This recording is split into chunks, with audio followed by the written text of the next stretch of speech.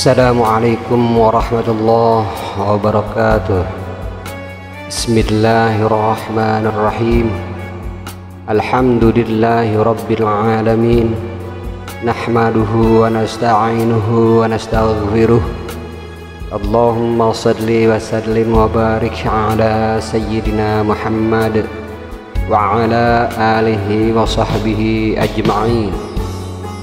Allahumma alhimna ilman afqahu bihi awamirak wa nawahika warzuqna fahman a'lamu bihi kaifa unajik ya arhamar rahimin. Allahumma arzuqna fahman nabiyyin wa hifdzal mursalin wa ilhamal malaikatal muqarrabin bi rahmatika ya arhamar rahimin. Allahumma akrimna binuril faham wa akhrijna min zulumatil waham waftah lana abwaab rahmatik wa anshur alaina min khazaini ilmik ya arhamar rahimin. Allahumma zidna ilman wa wasi' fi rizqana wa barik lana fi ma razaqtana waj'alna mahbuban fi qulubi ibadik wa azizan fi ayunihim waj'alna wajihan fid dunya wal akhirah wa minal muqarrabin ya kafiran nawar wa ya hasanar fi'ar wa ya qa'iman bila zawar ya mubdi'an bila mithar falakal hamdu wal minnah wa syaraf ala kulli hal walhamdulillahi rabbil alamin. Assalamualaikum warahmatullahi ta'ala wabarakatuh. A'udzu billahi minasyaitonir rajim. Bismillahirrahmanirrahim. Alhamdulillahi rabbil alamin. Assalatu wassalamu ala asyrafil anbiya'i wal mursalin sayyidina wa maulana Muhammadin sallallahu alaihi wasallam wa ala alihi wa sahbihi ajma'in, amma ba'd. Alhamdulillah, kita berjumpa kembali bersama JSNH Channel. Semoga para mustami' senantiasa sehat walafiat, dan semoga Allah Ta'ala melimpahkan rahmat dan maghfirahnya serta memudahkan berbagai urusan-urusan para mustami'. Amin ya Allah ya Rabbal Alamin. Perjumpaan kita kali ini insyaallah melanjutkan memutalaah kitab Fathur Rabbani karya sosok agung Syekh Abdul Qadir Jailani Qaddasallahu sirah. Kali ini bagian ke-8 tentang jangan ria. Sosok agung Syekh Abdul Qadir Jailani berkata, orang ria pakaiannya bersih namun hatinya najis. Ia menjauhkan diri dari hal-hal yang mubah, malas bekerja, makan dengan agamanya, dan tidak merasa enggan memakan makanan yang jelas-jelas haram, menyembunyikan perkaranya di hadapan orang awam, namun menampakkannya di depan orang-orang khusus. Semua kezuhudan dan ketaatannya hanya pada lahiriahnya saja. Zahir dirinya terbangun, namun batinnya runtuh. Jika demikian, ia pasti celaka. Sebab taat kepada Allah Ta'ala adalah dengan hati, bukan dengan penampilan. Semua bentuk ketaatan ini berkaitan dengan hati, berkaitan dengan batin dan makna-makna yang tersirat. Tanggalkan semua yang ada dalam dirimu sampai Allah Ta'ala mengambilkan pakaian yang tidak akan rusak sebagai ganti bagi pakaianmu. Copotlah pakaianmu supaya dia memakaikan pakaiannya kepadamu. Copotlah pakaian kelemahanmu saat menunaikan hak-haknya.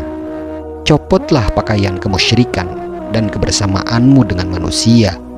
Copotlah pakaian syahwat, kezaliman, ujub, kemunafikan, dan kegembiraanmu saat mendapat sambutan dan pemberian dari manusia. Copotlah pakaian dunia dan kenakanlah pakaian akhirat. Bebaskan dirimu dari daya, kekuatan, dan kebaikanmu.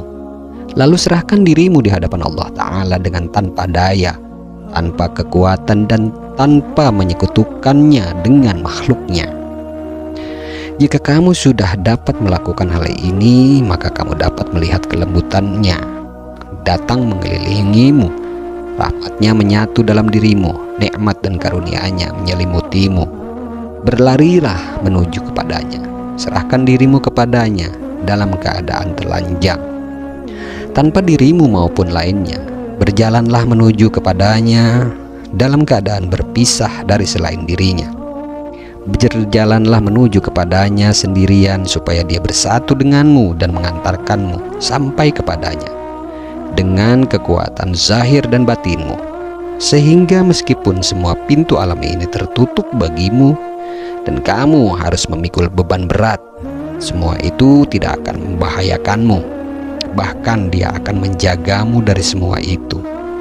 Barang siapa yang membinasakan makhluk dengan tangan tauhidnya, membinasakan dunia dengan tangan zuhudnya, dan membinasakan segala sesuatu selain dia dengan tangan keinginannya, berarti perbaikan dan kesuksesan yang diperolehnya telah sempurna. Raihlah kebaikan dunia dan akhirat dengan mematikan jiwa, hawa nafsu dan setan, sebelum semua itu mematikanmu. Kamu harus mengalami kematian khusus sebelum merasakan kematian sebenarnya yang bersifat umum. Wahai saudaraku, jawablah ajakanku, sebab aku hanya mengajak kalian kepada Allah Ta'ala untuk menuju kepada pintu dan ketaatannya. Orang munafik tidak mengajak orang lain kepadanya, tetapi kepada dirinya sendiri. Ia hanya mencari keuntungan dan dunia saja. Wahai orang bodoh, kenapa kamu tidak mau mendengarkan nasihat semacam ini dan malah duduk di rumahmu bersama jiwa dan hawa nafsumu? Untuk sampai kepada Allah Ta'ala, yang pertama kali kamu butuhkan adalah berteman dengan para syekh, lalu membunuh hawa nafsu, tabiat yang buruk, dan menyingkirkan segala hal selain dirinya dari dalam dirimu. Tetaplah berada di pintu rumah sang syekh. Setelah itu barulah kamu memisahkan diri darinya untuk duduk di kamarmu sendiri bersama Allah Azza wa Jalla. Jika kamu dapat melakukan hal ini dengan sempurna, jadilah kamu dengan izinnya obat dan pemberi petunjuk bagi manusia. Lisanmu menunjukkan kesalehan, namun hatimu melakukan berbagai dosa. Lisanmu memuji Allah Ta'ala, namun hatimu menentangnya. Lahiriahmu muslim, namun batinmu kafir. Lahiriahmu mengesahkan Allah Ta'ala, namun batinmu menyekutukan Allah Ta'ala. Kezuhudan dan keberagamanmu tampak pada lahirmu, padahal batinmu hancur, seperti warna putih di kamar mandi dan kunci gembok di atas tumpukan sampah. Jika kondisi dirimu seperti ini, berarti setan telah berkemah di dalam hatimu dan menjadikannya sebagai tempat tinggalnya. Seorang mukmin akan mengawali langkahnya dengan membangun batinnya, lalu kemudian setelah itu membangun lahirnya. Ia seperti orang yang sedang membangun rumah yang mengeluarkan banyak uang untuk membangun bagian dalamnya terlebih dahulu dan membiarkan pintu depannya tampak rusak.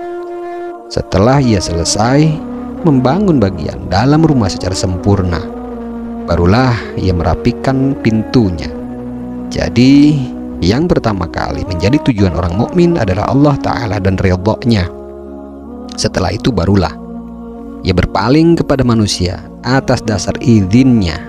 Yang pertama kali menjadi tujuannya adalah memperoleh akhirat, kemudian mendapatkan bagian dunia.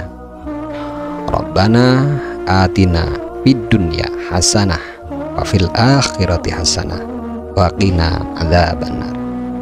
Demikian mutalaah dari Fathur Rabbani tentang jangan ria dari sosok agung Syekh Abdul Qadir Jailani. Insyaallah kita akan berjumpa kembali pada segmen yang lain. Jika ada kata-kata saya atau penjelasan saya yang salah, hal tersebut berasal dari kebodohan saya. Saya memohon ampunan kepada Allah Ta'ala dan memohon maaf kepada para mustami'. Akan tetapi jika ada kebenaran di dalamnya, maka kebenaran tersebut berasal dari Allah Ta'ala, bukan berasal dari diri saya. Wabillahi taufik wal hidayah. Wassalamualaikum warahmatullahi taala wabarakatuh. Bismillahirrahmanirrahim. Allahumma inna nastauda'nak ma qara'nah wa ma katsabnah wa ma sami'nah. Allahumma ya alim ya alim ya alim, adlimna min ilmik wa afhimna ank wa asmi'na mink wa basirna bik wa aqimna bi syuhudik wa arifna at-tariqa ilaik wa hawinha alaina bi fadlik wa albisna libasat taqwa minka wa laka innaka ala kulli syai'in qadir walhamdulillahi rabbil alamin. Bismillahirrahmanirrahim. Subhanakallahumma wa bihamdik, asyhadu an la ilaha illa ant, astaghfiruka wa atubu ilaih. Subhana rabbika rabbil izzati amma yasifun, wassalamun alal mursalin, walhamdulillahi rabbil alamin. Allahumma aqsim lana min khasyatik ma tahulu bihi bainana wa baina ma'asik, wa min ta'atik ma tubadlaghuna bihi jannatik, wa minal yaqin ma tuhawwin mati'na bi asma'ina wa basarina wa quwwatina ma ahyaitana waj'alhu al-waritha minna waj'al tha'rana ala man zalamana wansurna ala man adana wa la taj'al musibatana fi dinina wa la taj'alid dunya akbar hammina wa la mablagha ilmina wa la tusallit alaina man la yarhamuna ya arhamar rahimin walhamdulillahi rabbil alamin.